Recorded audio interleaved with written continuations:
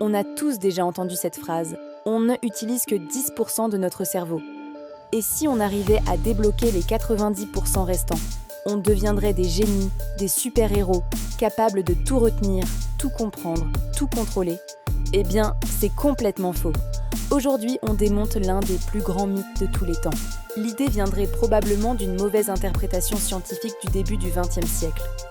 Certains chercheurs disaient que on n'avait pas identifié, l'utilité de certaines zones du cerveau. Et comme souvent, l'info a été simplifiée puis exagérée.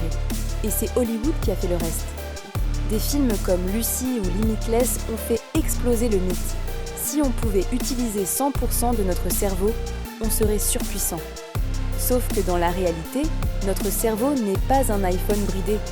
En vrai, le cerveau fonctionne comme une super machine. Quand tu parles, plusieurs zones s'activent. Quand tu marches, d'autres zones prennent le relais.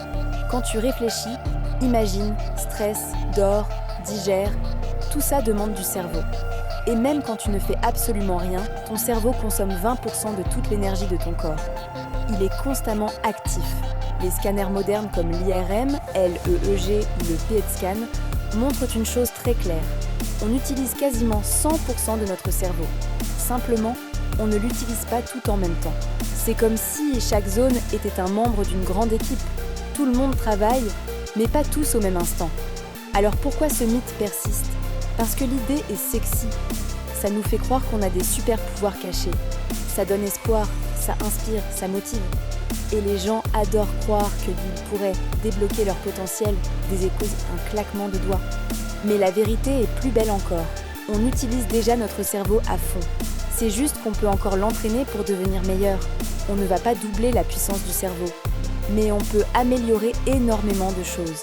Notre mémoire, notre concentration, notre vitesse d'analyse, notre créativité, notre gestion du stress ou encore notre capacité d'apprentissage. Comment ? Grâce au sport, à un bon sommeil, une bonne alimentation, l'apprentissage régulier, les challenges intellectuels et même la curiosité comme « regarder cette vidéo ». Donc non, on n'est pas bloqué à 10%. Mais oui, on peut devenir plus intelligent et plus performant chaque jour. Le mythe des 10% est faux. Mais notre potentiel reste énorme. Ce n'est pas une question de débloquer des zones cachées. C'est une question d'entraînement, de persévérance et de passion.